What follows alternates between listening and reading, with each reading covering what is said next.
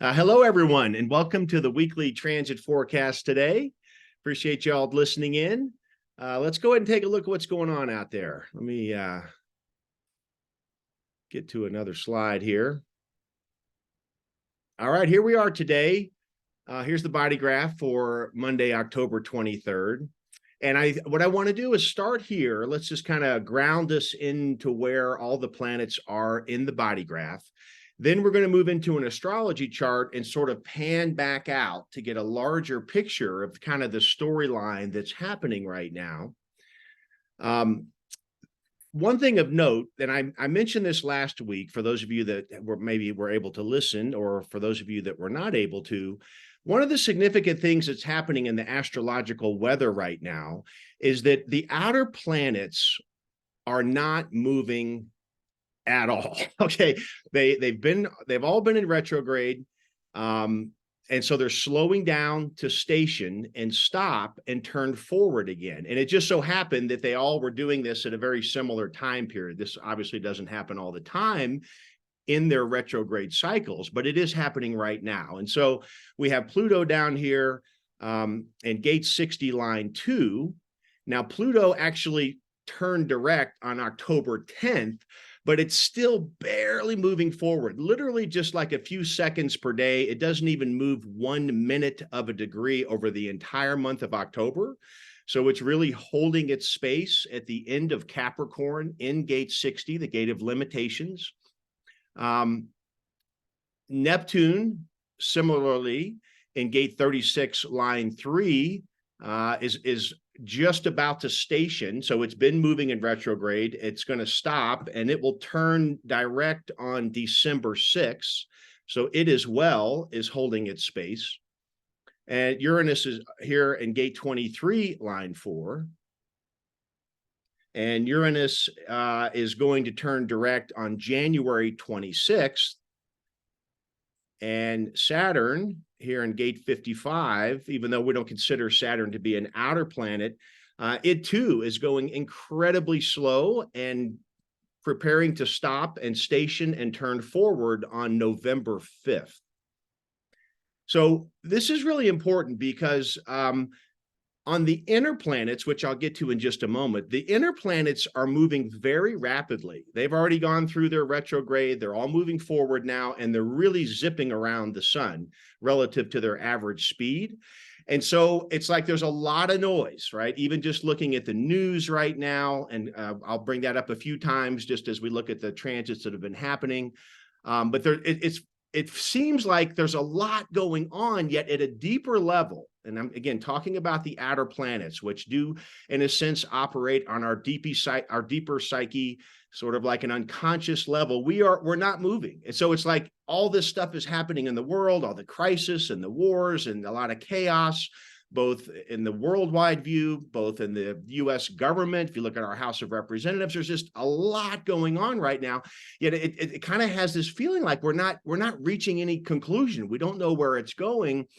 And I think that is partly due to these outer planets, which are holding their space right now. They won't begin to pick up speed until towards the end of January, moving into February. So I think that's going to be the time frame when we might have this sense that maybe we're getting somewhere. Where is all this going to?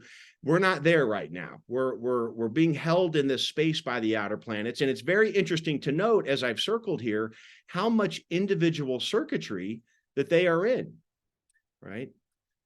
And I'll come back to this a few times throughout my discussion here, but this is really important to note, I think, because it's like, to me, the image I got is I'll go through and explain in a little more detail here, but because of all the noise and because of all the chaos, it's like, where can we turn to right now? You know, these problems we're looking at in the world, they're bigger than us. They're beyond what we can do. So what can we do? Well, that's the opportunity I think the current quality of time is offering us. Due to all these individual gates being stimulated by the transit, I think right now it's a time to go inward. And I think the eclipse season that I'll be spending some time talking about is going to help tell this story as well. To me, the linchpin here is really Saturn in Pisces right now at 0 degrees Pisces in gate 55, line 1, the gate of spirit, the emotional spirit. This is a really excellent time right now amidst all the chaos to really nurture our inner side, our creative, mutative individuality, to nourish that right now, because that's where the stability is. In spite of all the outer planets zipping around, making all these aspects we're going to look at, it's a really helpful time, I think, for us to look at that. The image I got for this week, when I was trying to think of what would be the theme of this week, to me, the words that came to my mind were inner order.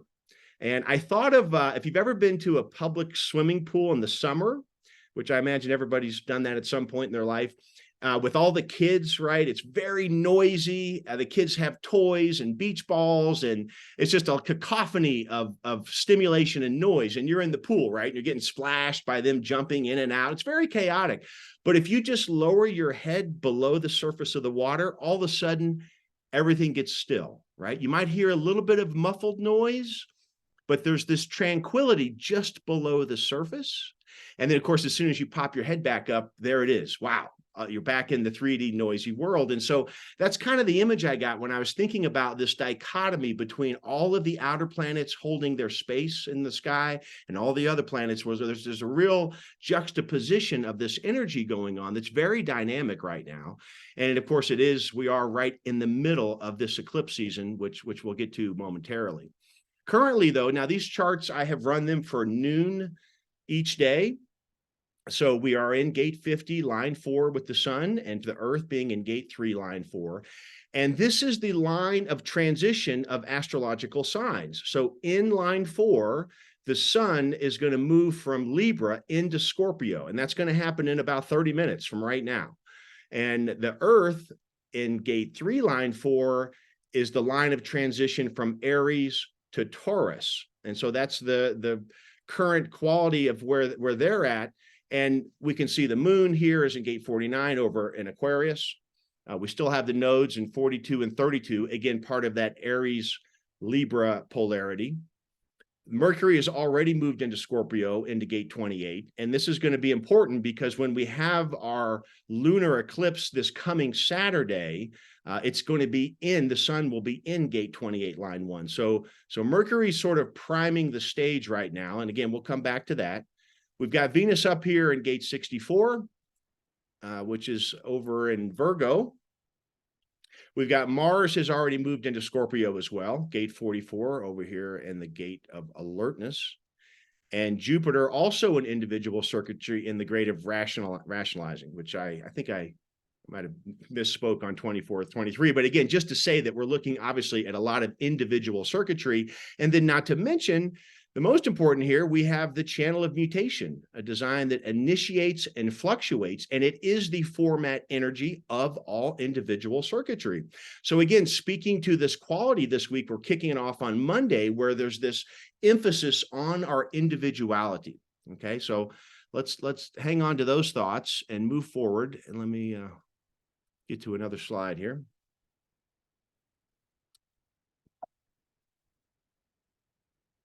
So here is the astrological chart for today, again at noon. So you can see that by noon, so very shortly, the sun will have moved into Scorpio along with Mercury and Mars. And just to do a little bit of, again, reminder from last week, what was happening, all of these planets, when we had our solar eclipse on October 14th, they were all in the latter degrees of Libra. So that solar eclipse was dealing with the polarity between Libra and Aries. And even previous to the 14th, on October 8th, Mars, which was still in Libra at the time, squared Pluto. And so that was a really intense aspect. In fact, that was the day that Hamas invaded Israel. So we could see just from the news how intense that square was. And then when we had the solar eclipse on the 14th, we were in the sign of Libra. So we were talking about relationships last week and how the polarity between Libra, which is about the other, right? Finding oneself through relationship to the other. And its polarity, which is Aries, where the earth was, is all about self-expression. So we had this tug of war between the Aries expression and the Libra expression. Chiron was also tied up in that eclipse because it's still in Aries, and it was opposite. It was tied into that opposition. So the idea of healing or forgiveness, or somehow in relationships, where can we support and up level whatever the dynamic was in personal lives, however this may stimulate what's going on in your individual life. But this was kind of the story of that eclipse, and it was very tied to Venus, because Venus rules Libra. And I was talking about last week how Venus had been in Leo for many months, much longer than normal, and it did its entire retrograde movement through Leo, and it's now into Virgo, of course. But that's where we were with that eclipse, was this dichotomy of where are we with our relationships. And the idea of the eclipse is that eclipses often portend some sort of change, right? I use the word rectification. In ancient times, eclipses were actually used to check the math on the calendars of their day. Like once they figured out they happened every 6 months, whenever we have a new moon or a full moon that's near the nodal axis, we're going to have an eclipse. Sometimes we'll have the solar eclipse first, and then 2 weeks later have the lunar eclipse, as we are in this situation. Sometimes it can be the opposite. You can have a lunar eclipse first, and then 2 weeks later have a solar eclipse. Sometimes you can even get a third eclipse, again, based on the planetary movements. Anytime new moon or full moon within a few degrees of the nodal axis, we're in eclipse season. So we're right in the middle of these two eclipses. We had the last one on the 14th, and we're going to have a full moon lunar eclipse in Taurus on this coming Saturday on the 28th. And so this whole week we're building up to that. So you'll see this as part of my discussion here as we go through these movements of what's happening. This is the story we're in between these eclipses.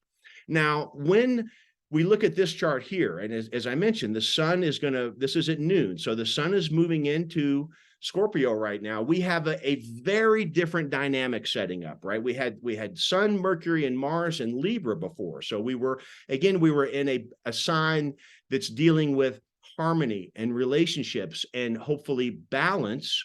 Libra has a very diplomatic side, right? It's always trying to be appropriate, to take in both sides of the story. Mars is kind of a little bit restrained when it was in Libra. Again, Mars has a more diplomatic nature. It's not super comfortable there, right? It's actually, Mars rules not only Scorpio, but it also rules Aries. So when it was in Libra, it was in its detriment, right? And the reason being is that Mars wants to self-express. So we kind of had some reins on Mars during that last eclipse, even though we had the conflict in Israel breaking out. We can see since that's happened, they've held back the ground invasion. I think that's part of the influence here, is that there was some reasonability trying to figure out how to respond, but not over respond. Now as we move into now, we'll just have to see what happens. But we definitely can see that having all three of these planets move into Scorpio, we're in a different zone right now. Okay. So Mars being at home in Scorpio, it's in its full power, right? When we're at home, we're relaxed. We can say what we want, do what we want. So here Mars takes this added power. It's like the gloves have come off here. So Mars is, in its own home, right? So having Mercury right there, Mercury always adds to the story of the planet that it's next to. So here it is today, right next to Mars, giving it this communication ability to its power. And of course, the sun moving there as well. Now, what's going to happen if we look opposite, and this will be kind of a building part of my sharing here, is we can see how we have Jupiter and Uranus still down here in Taurus. And this opposition of all these planets is going to continue to get tighter and a little louder and a little more intense as we move through the week to the eclipse. So Pluto definitely still in play. We saw last week how it forms this square, a T-square between gate 50 and gate 3, right? That's why we have the channel of mutation because gate 60 and gate 3 are square. And of course, the sun was opposite gate 3 and gate 50. So Pluto's still adding its power as well. So again, just to say that this is a very intense week. As we move through these forecasts week to week, we can see how this neutrino weather flows. And we do have these weeks where things settle down. They're in a trine or a sextile, then they'll amp up with squares and oppositions, which bring friction. But I just have to say that it's a pretty tense week out there as a result of everything we're talking about here. So thank goodness we have our type, strategy, and authority, right? Because in these times, I think it becomes even more important that we lean on that. It's very easy right now to be reactive, right?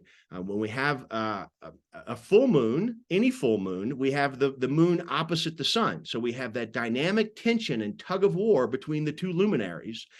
And with oppositions, we can get lost in that conversation. You know, we tend to look at one side, or we're stuck in one side, or we might flop over to the other side, but it's hard to maintain the balance, right? And so there can be a lot of projection. We can get lost in this very dynamic conversation. And so that's part of the energy this week. So I think this idea of maintaining balance, for myself, that's kind of where I'm leaning on right now. It's like finding this inner tranquility. Lasita from Human Design America, a dear friend, I love, she has this term she uses all the time. She calls it spiritual equanimity.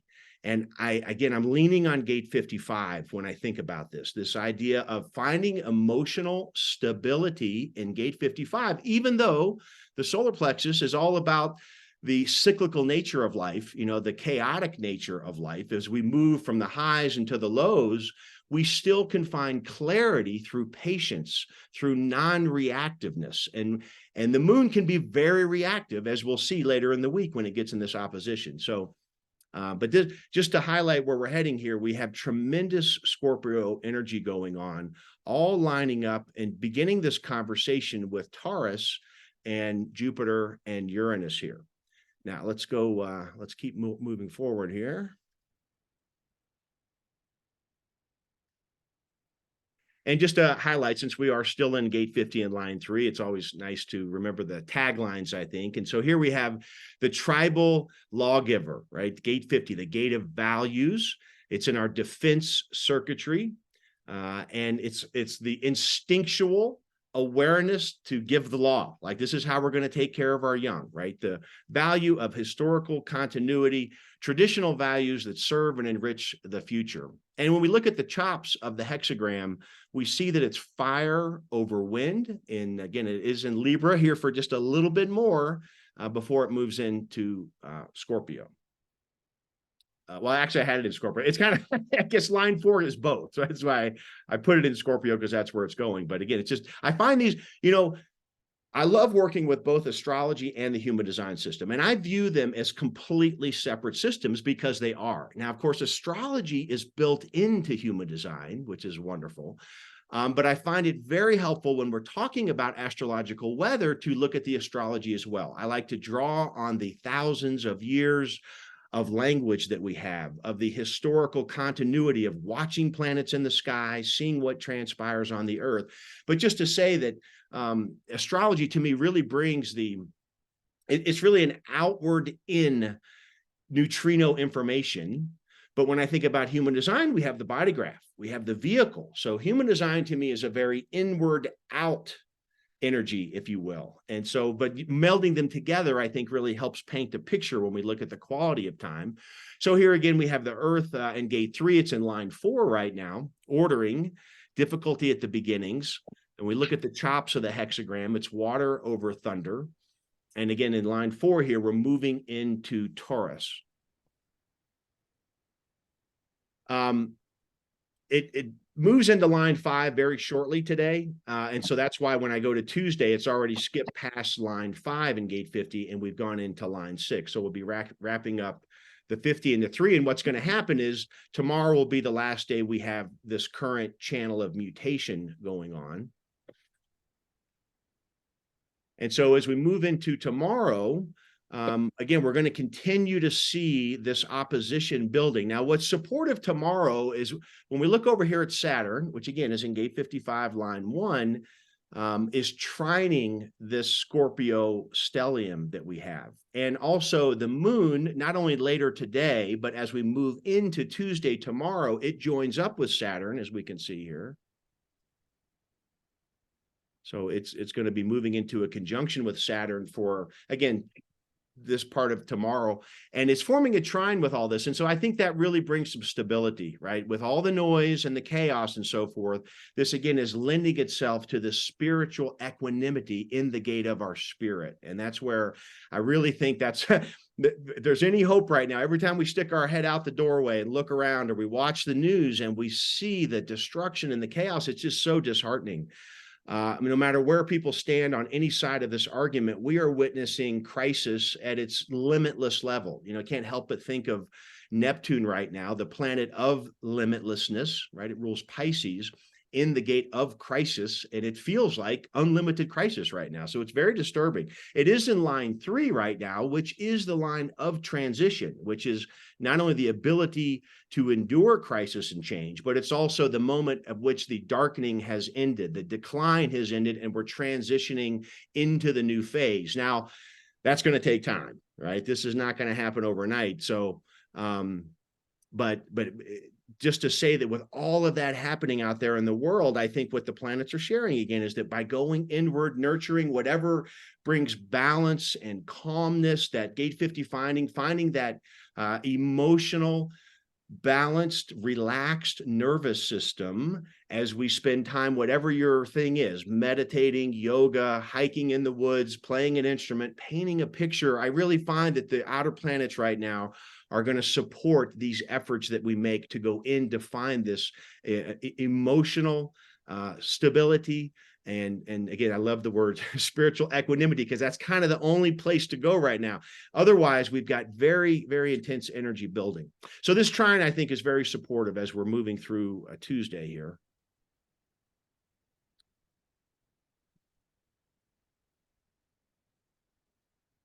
And we move into Wednesday.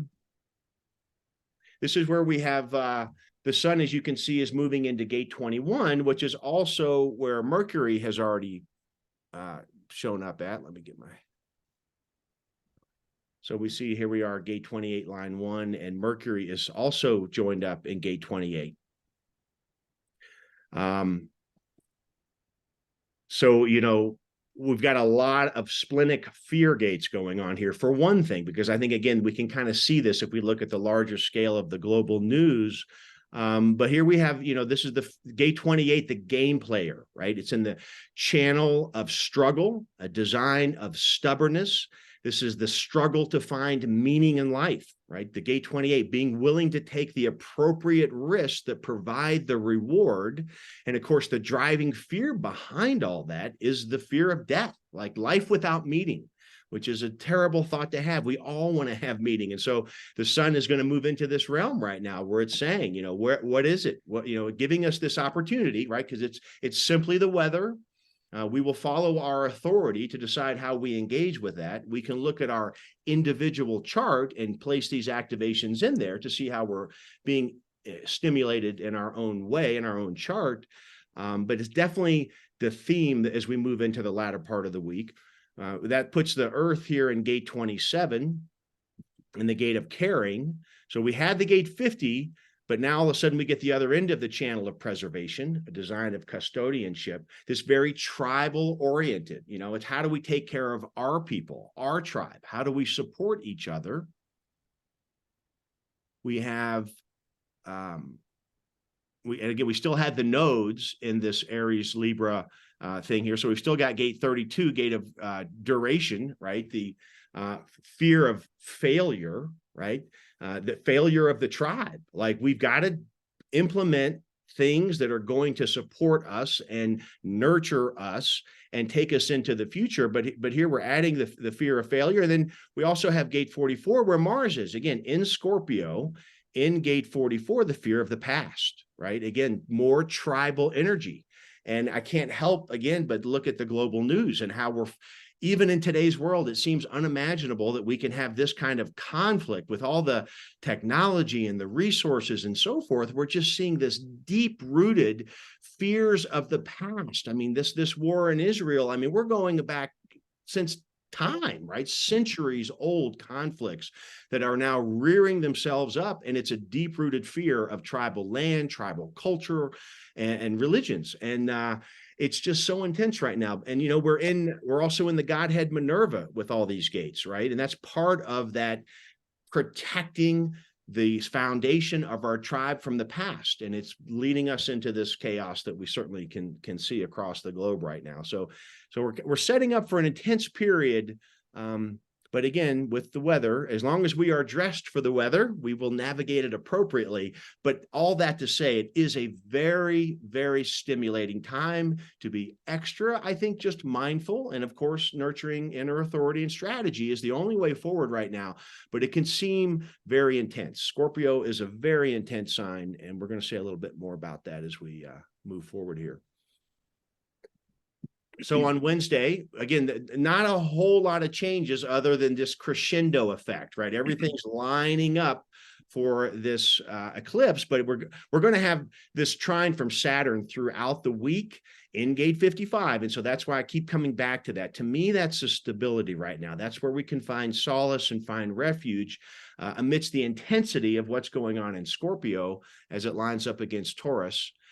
We can see that the Neptune over here is in a sesqui-square. So on Wednesday, the moon is joining up with Neptune. So it's bringing this emotional quality in Pisces that it's having for a couple of days here, as it takes about 2.5, 3 days to travel through Pisces into the dream world, bringing us this emotional access to our dreams, fantasies, illusions. To me, it's back to that internal creativity. That's really going to give the sustenance to breathe and to go very deeply inward and to be stable amidst all this. And with Neptune there, it does make it a little fuzzy. It's in a 1.5 to all this Scorpio energy. So a little bit of a mixed bag on Wednesday as we're going through this intense period. But to me, it all keeps pointing back to this, again, spiritual, emotional, watery world here that, we just have to find our solid ground amidst the choppy waves, because it's like on the surface, it's very choppy, but down below, underneath the surface, this is where we can get out of the noise. This is where we can find that peace and tranquility. So the moon and Neptune lining up on Wednesday brings this element, I think, to that quality.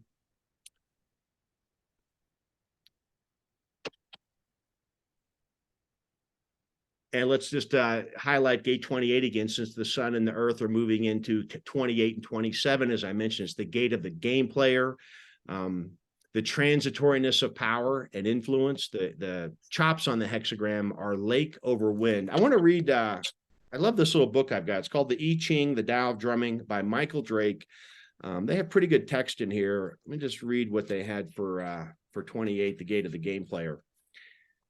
And it is, again, it's lake over wind. The mass of lake submerges the gentle wind, forming a state of critical mass. This image denotes a state in which a heavy element has reached sufficient mass to sustain a chain reaction. It indicates that tremendous pressure within the situation of your inquiry are coming to a head and may soon set in motion a series of extraordinary events. And I can kind of feel that channel of struggle coming through. It's like it's really that individual melancholic grinding out what is a purpose, what is of value to me in this life, what is my creative contribution. And the polarity of that being in gate 27, the gate of caring, we can see that this is mountain over thunder. And again, I'm reading from this book, the image that they have for the gate of caring. Mountain over thunder, the ascending vitality of thunder is grounded in the stillness of mountain, forming a state of nourishment. This image represents an open mouth and connotes self-nourishment through revitalization and tranquility. It implies that whatever your inquiry, you must first nourish yourself and others in a correct and balanced manner. So this is where we're going to see, again, this duality emerging this week as we move into this eclipse. This will be part of the story here. All right, once we get into Thursday, we'll move into line 2. Again, all the bottom activations from the outer planets, you're going to see those aren't moving at all this week, even not, into November. So all that's going to be staying the same. But as we move into Thursday here, we can see that Mars now at 9 degrees Scorpio is only 2 degrees away from the exact opposition to Jupiter, which it will be at on Saturday when we get to the eclipse. Saturn at 0 degrees Pisces and gate 55, still providing the stability for the week. But here's where it starts heating up a little bit on Thursday, because the moon has moved into Aries. Right. This idea of self-expression ruled by Mars. So the moon can be very reactive in Aries, right? It's excitable. It's the emotional quality, our inner drive to react to a situation. And as the tensions build towards the eclipse, the moon moving here can bring a bit of an agitation. It's in what we call a sesqui square to the stellium in Scorpio. And so just to be mindful that Thursday, with Mercury up there and Mars and the sun, conversations can be very heated right now. There's just a lot of feelings. There's a lot of emotional instability in the world at all levels. And so it's a little bit of a heating up of conversations about that on Thursday. So just to be, all of us to be grounded in our authority. It kind of reminds me of gate 52, the line, think before you speak, right? It's good to think before we speak right now. I think another image I have for this week is, when you pull out of a stop sign to a street that's in front of you that has no stop sign. So you got to look left, and then you got to look right. And then by the rules, you're supposed to look left again. And to me, that's the quality of time right now. Like, really look left, look right, but definitely look left again, because something can come into our field of view that wasn't there previously. And that's what these intense times right now are calling for, is for this mindfulness. I see that's my interpretation of what I see happening here. Let's go ahead and move into Friday. Sun and Earth are in line 3 on Friday. If we look, and here we are just about 24 hours prior to the eclipse, so we can see Mars has moved into the 10th degree, so really amplifying this opposition between Mars and Jupiter. And let's go ahead and talk about these signs a little more. So now that we moved into Scorpio, right, we're in the season of Halloween and the dark.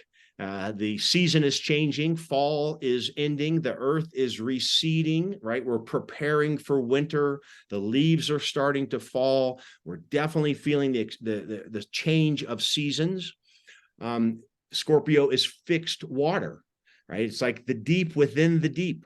Scorpio to me is such a fascinating astrological sign. It's mystical, it's deep, it's co-ruled by Mars, the traditional ruler, but also the modern planets of Pluto also rules Scorpio. So we're thinking about the underworld. Pluto is like Hades, the ruler of the underworld. So the sign of Scorpio is so much about what's beneath the surface, right? What are the secrets? When I think of the Scorpio, I always picture the ocean at night with the moonlight. And we've all seen that, I would imagine. And it's so mystical and beautiful, the ocean reflecting the moonlight. And it's like spiritual to see it. It's very moving. It stimulates us emotionally. But yet it's also a little scary, right? When you look at that ocean, you're like, well, it looks beautiful, but I'm not sure I'd want to jump in there and go for a swim at night. It's kind of scary. There's sharks in there and sea snakes and things that bite and sting, and you can drown. So it just brings this illusory quality to it, and so Scorpio brings this intensity.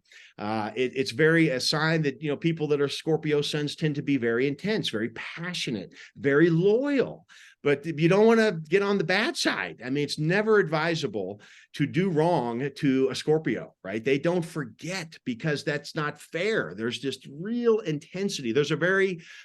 They can seem very calm, but underneath the surface, a whole universe is existing, right? So there's this passion, intensity, veracity. It's a very intense sign, and it's fixed, right? It's very rigid. Well, the polarity of Taurus is also fixed as well. It's fixed Earth. So this is the sign of the bull. So when we think about Taurus, where Jupiter and Uranus are right now, we're thinking about, well, the bull for one, right? It could actually mean cattle, but it's the land, right? It's our resources, our home, or our actual property. And it's what our possessions are. And it's also ruled by Venus, right? So it's about beauty and harmony. Harmony is more the Libra Venus ruled. But when we think Taurus, it's the beauty, the sensuality, the food, cooking a beautiful meal in our home, being very comfortable. But it is the bull, right? And so the bull is a beautiful sign for Taurus. We think of the power, the density of muscle. They're very majestic looking, and they're also generally very calm. It's kind of like Ferdinand the bull lying under the shade tree, right? They like to relax, right? But if you prod that bull, if you poke it, watch out, right? It can be very, very powerful and very stubborn. And when a bull decides to go somewhere, it's going, and it's going its own way, and it's a fixed sign, so it's not going to be deterred. And so I want to really emphasize why this is bringing extra intensity to the eclipse. When an eclipse happens in a cardinal sign, which is about getting things going, the new season or a new thing, a new project, there's a movement there. So something's going somewhere. When it happens in the mutable signs, they're very flexible, adaptable.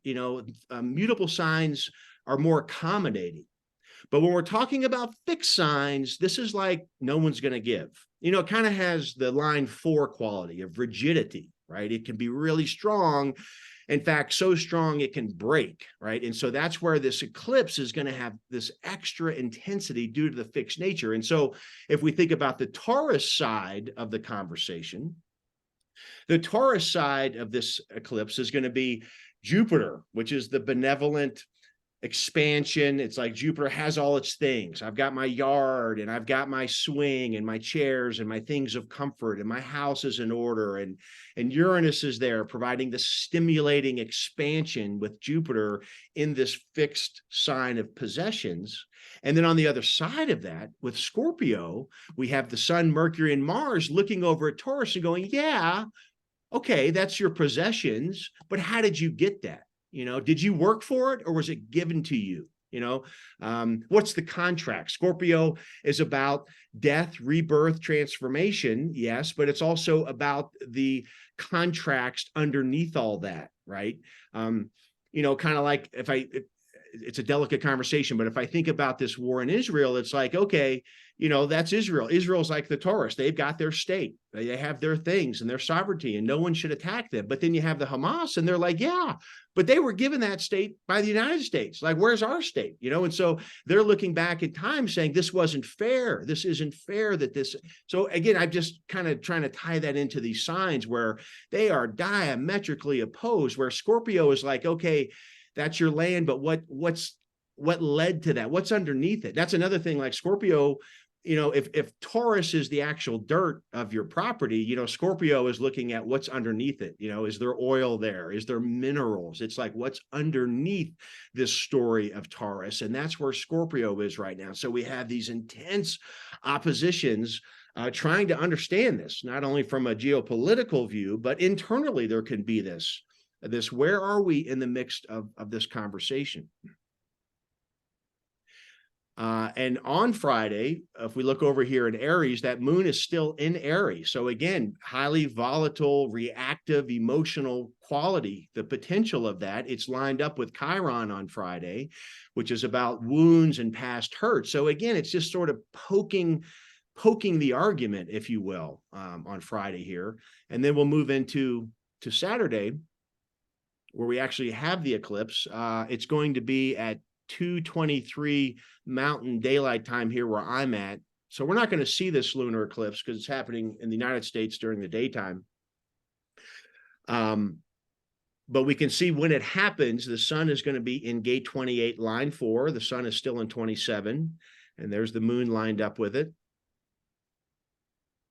When we look at it from the chart, the things to note are going to be that Mars at 11 degrees 23 minutes is almost exact. Well, it is in the same degree, so we call it a partile opposition, but Jupiter's at 11 degrees 14 minutes. Mars is at 11 degrees 23 minutes. So I mean, minutes within exact opposition.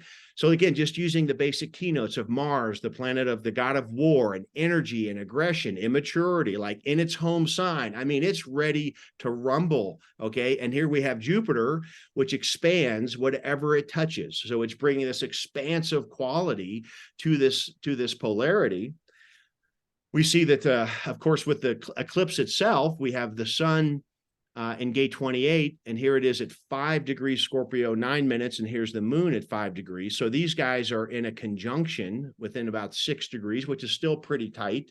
So Jupiter and Mars are having this really, really challenging, expansive argument here at the eclipse. And of course, Uranus is there too, bringing its unusual quality. I mean, it's a little off of this conjunction, but it's certainly in the same sign. So it just is adding its unusual stimulation, I think. And so it's a very intense eclipse. I know I keep using that word, but hopefully the idea, again, with an eclipse is that eclipses generally bring some sort of course correction. Something that's been going on can have some type of change. This idea of rectification between these signs. Now, thankfully, Saturn, which has not moved at all, as I mentioned, it was going to be here all week. It's still in a trine, more or less, to all this energy. So there's some sort of, when we think of the gate of spirit, gate 55, in this line one is the line of cooperation, interestingly. So even though it's individual circuitry about individual creative mutation, the foundation of that gate is cooperating with powerful forces. And that's really where we're all at right now. These powerful forces of the world, the planet, the news, the governments, our families, everything about right now is how do we align with that with some sort of emotional equilibrium. So Saturn bringing a little stability during this eclipse, I think. And here we have Neptune, which is in a sesqui-square, though. So it's in the conversation because it's in an aspect here, but it's also bringing its illusory quality. It's still maybe not possible for us to see clearly what the rectification is. We just know it's coming to a head with this type of intensity.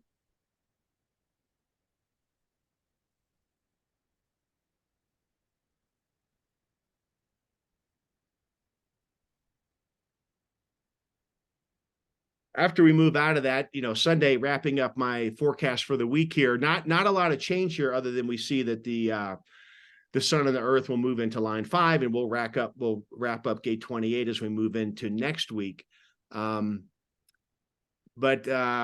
all this to say is, again, that it's a very dynamic time. But just as, again, when we look at the seasonal quality of Scorpio, even though it's so intense and so powerful with Mars here lining up with this eclipse, this whole idea, the earth, I think nature always shows us the way, right? And so this idea of earth returning back within itself to survive winter, to shed the leaves, to go inward to its inner below the surface resources. I really think this is something that can support us right now while we're doing that, because again, it's not going to be for a few months that we may collectively start to see these larger issues start to resolve themselves. But right now we're sort of, it's maybe a little extreme, but it's almost sort of like kind of tied to the whipping post right now. There's not a whole lot of places to run out there, but we can run within here. And to me, that's really the support, the theme of the week, as I started with. I think the theme of the week for me is finding inner order and emotional balance amidst all the extreme noise of the 3D world right now. That kind of wraps up my sharing for today, and happy to open it up to any comments or questions or any dialogue at all. Please.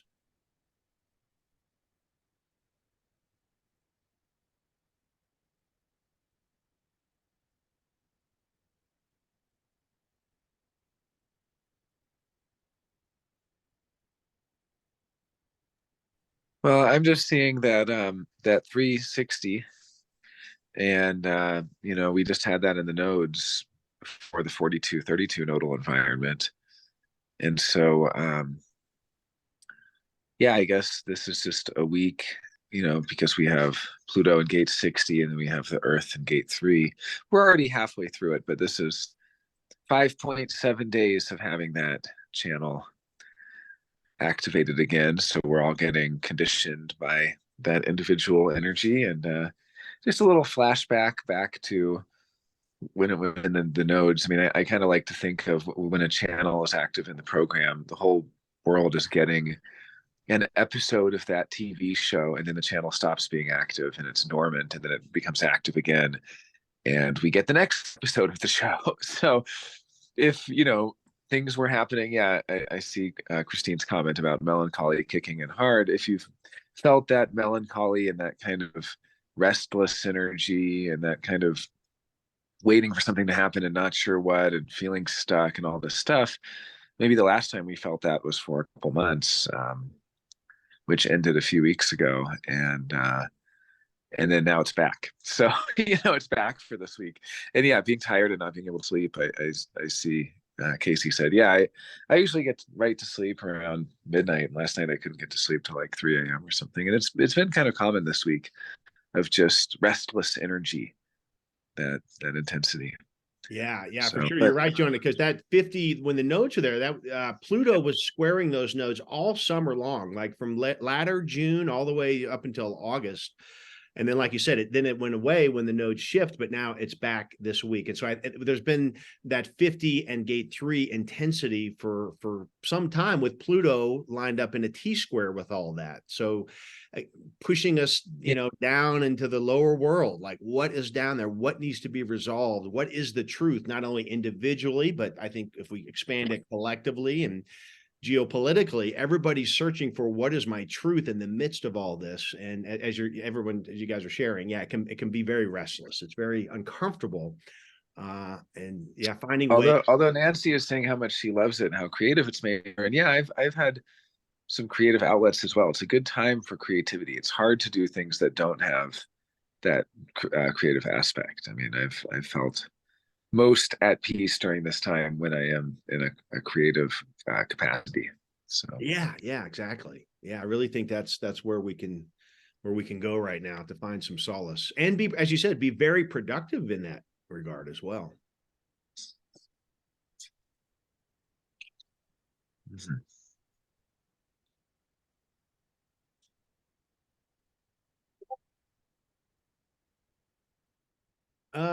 Let's see, anyone else want to share? Thank you. Hi, Casey. Yeah, thank you for joining us, and thank you for sharing.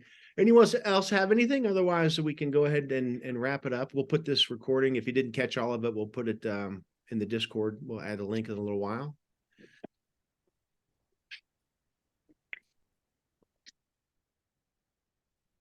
I see you there, Brandy. Were you going to share something? No? Okay.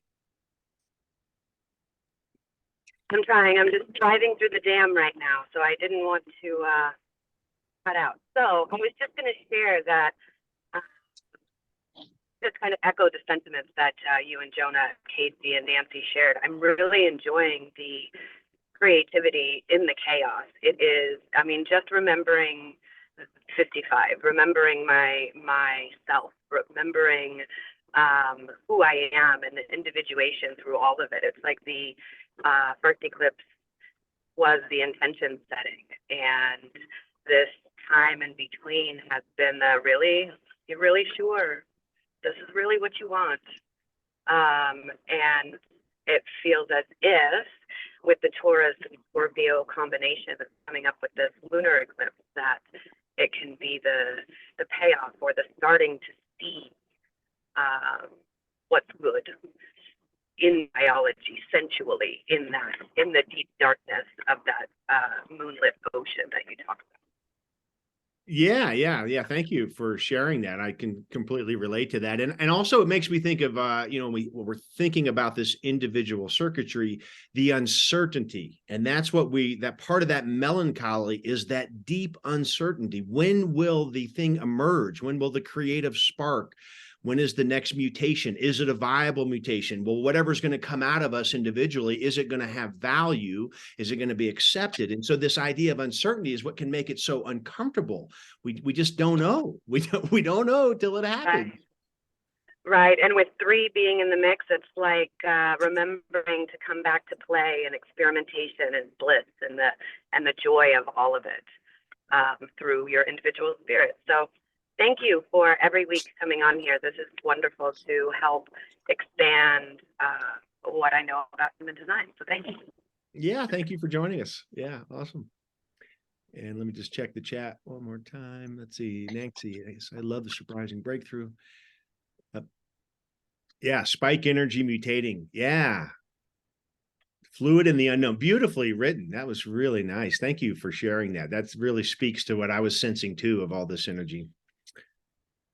And Christine's talking about the melancholy is the only conscious access I have to my emotional wave. Yeah, it's deep. It's deep. Our individual gates and channels, if we have them in our chart, they are the innermost, deepest. This is the scorpionic nature of individuality. It is deep in there. And we can only relax into it, right? It can only emerge on its own, but we can nourish it, right? And that's, again, what I think what we're hearing from all of ourselves right now is that any creative endeavors right now are not only going to provide the calmness amidst the storm, it's going to alleviate the uncertainty and the melancholy to some degree, maybe, but it's also going to provide something for the future whenever it is time. So this is a really healthy time for all that. It's deep and it's good. Yeah, I love that.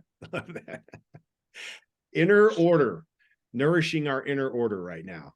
Be a great little theme for myself this week. Anything else, Jonah? You have anything else? All right. All right. Well, again, thank you all for joining me. Really appreciate you being here. I hope you have a great week and a fun eclipse this weekend. And I'll see you all next week. We'll get this link posted in the chat in a little while. Thanks so much.